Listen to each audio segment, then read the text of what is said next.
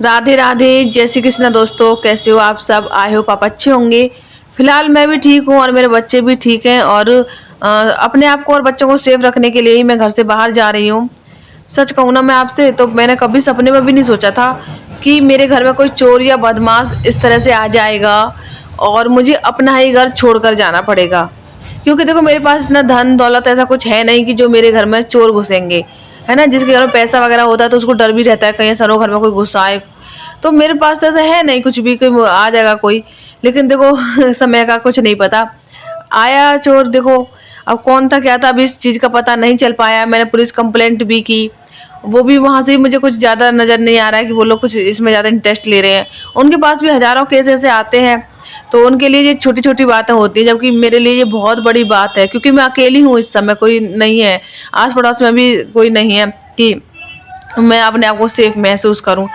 तो मैंने देखो बच्चों को खाना वाना खिला दिया है और खुद भी खा लिया है। तो अभी पानी बोतल बोतल में पानी भर के रख रही हूँ, साथ में ही लेके जाऊंगी। पता नहीं बच्चों को कब प्यास लगे कब क्या हो। वैसे तो ठंडा मौसम में इतनी प्यास लगती नहीं है, लेकिन कहते हैं ना कि घर से बाहर जाओ तो सारी चीज़ों की जरूरत पड़ ही जाती है। तो इसीलिए मैं लेकर के जा रही हूँ कि ऐसा ना हो कि बाद में बच्चे पानी वानी मांगे। घर से बाहर निकलो तो हर एक चीज़ पैसे से मिलती है, पानी तक पैसे में मिलता है।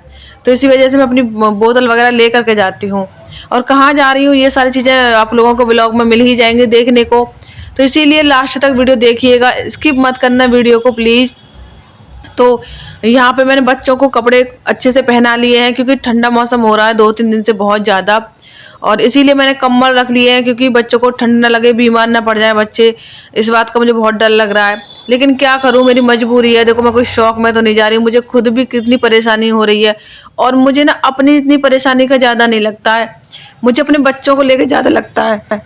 मुझे खुद ही अपने छोटे छोटे बच्चों में बहुत तरस आता है। जब मैं इनकी तरफ देखती हूँ तो बहुत ज़्यादा तरस आता है। जब ये मेरी गुड़िया सो रही होती है या क्यूटी सो रहा होता है, जब मैं इन बच्चों के मुंह की तरफ देखती हूँ तो इतना बहुत ज़्यादा दया आती है अपने ही खुद के बच्चों पर कि देखो कितने छोटे छोटे बच्चे हैं और कितना सब कुछ इनको झेलना पड़ रहा है। जबकि ये समझते नहीं है ज़्यादा, क्यूटी तो समझता है, गुड़िया तो बिल्कुल नहीं समझती है। और सबसे ज़्यादा तरस जब मुझे आता है ना तो गुड़िया पर ही आता है।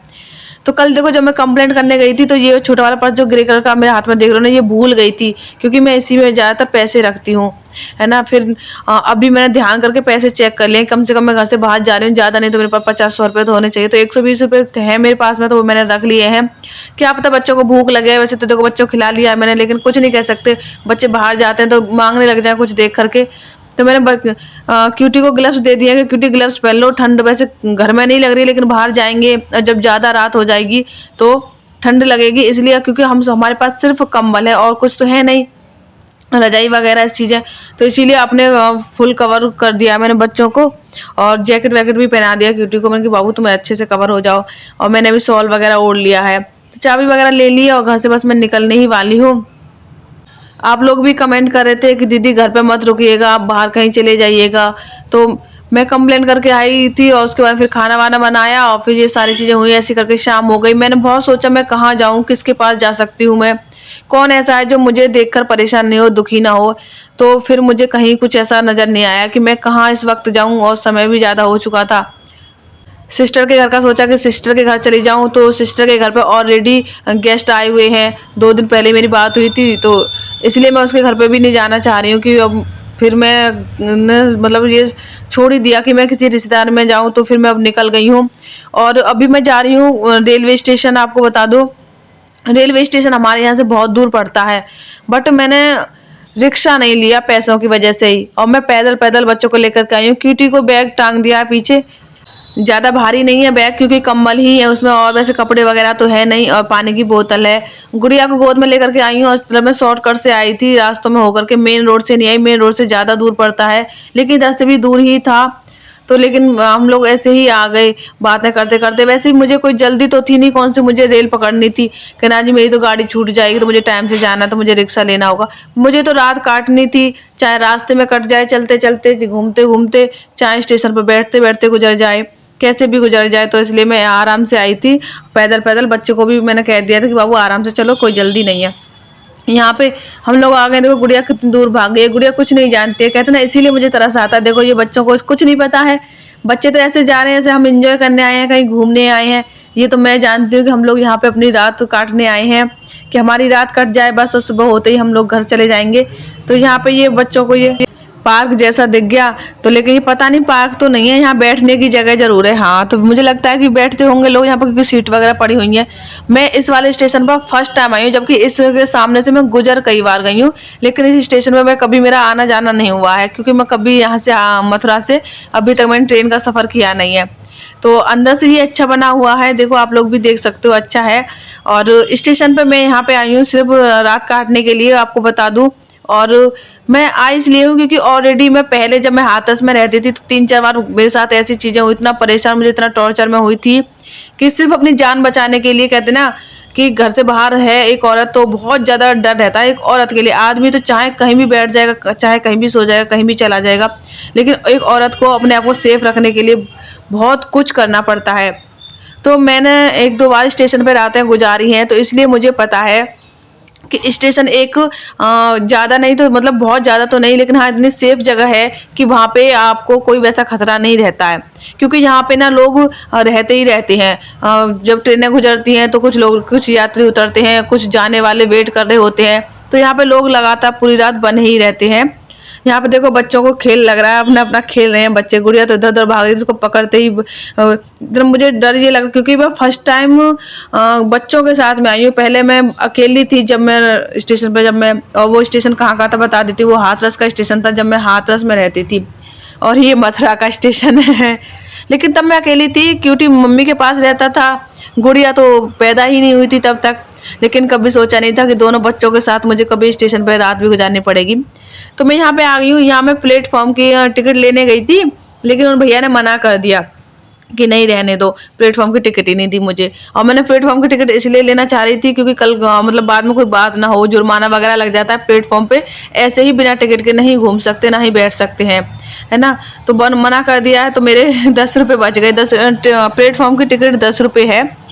तो यहाँ पे आ गया क्यूटी, मैंने ये सेफ जगह देखी, सबसे यहाँ के इधर उधर सबसे बढ़िया हो जगह और बच्चों के लिए सेफ हो। लेकिन मुझे इतना ज़्यादा डर लग रहा था कि सामने ही ट्रैक था, कि अगर मेरी आंख लग गई या गुड़िया रात में जाग गई, इधर उधर भाग गई तो क्या होगा। बहुत ज़्यादा खतरा नज़र आ रहा था। तो मैं सच बताऊँ, पूरी रात नहीं सोई थी, जैसे कि मैं पिछली रात नहीं सो पाई हूँ और इस रात भी मैं नहीं सो पाई।